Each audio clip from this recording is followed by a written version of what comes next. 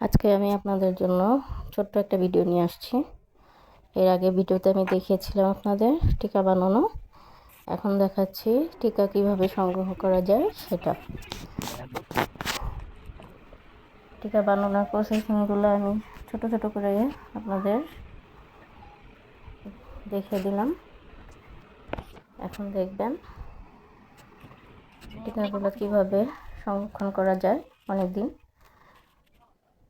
এভাবে রাখলে একটা একটা গায়েও লাগবে না। সুন্দর মতন যখন আপনার মন চাইবে আপনি বের করে নিতে পারবেন। মন চাইলে আপনি এটা দেখা গেছে আপনার মেহমান আসবে, বানাতে আপনি সময় পাচ্ছেন না, আগে থেকে বানিয়ে রেখে দিতে পারেন। এভাবে করে ফ্রিজে সংরক্ষণ করা যায়।